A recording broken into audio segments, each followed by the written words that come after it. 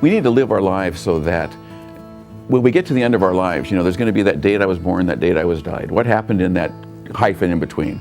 And I think a life of service is an important way to live because we're always looking for ways to help other people. We can always do that. I used to be involved with the Volunteer Center of Pomona Valley in Southern California. And so when I moved up here, I was curious about what the volunteer opportunities were. Ended up finding my opportunities on my own, but I knew about community action from some of the programs in the area.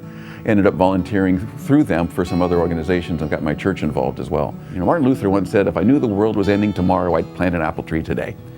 He always talks about the future and how we can help other people. He also said something interesting. He says, you don't show you're a good Christian by sewing little crosses on shoes.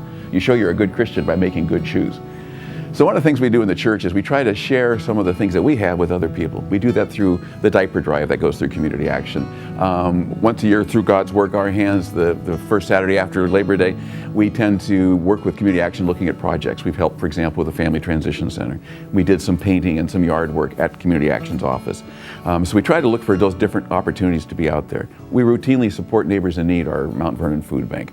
We serve once a month at Friendship House here in town. Sometimes it's easier working with Community Action because we've established this good relationship, I think. They have a good sense of what we're looking for and they know we're going to follow through when we do it. So the more we do it, the easier it becomes. We get to know each other and that's important. And it's all part of the community. The more you know your neighbor, the better you're able to help each other. It's interesting, the terms community and the words communion have the same root word, which is common.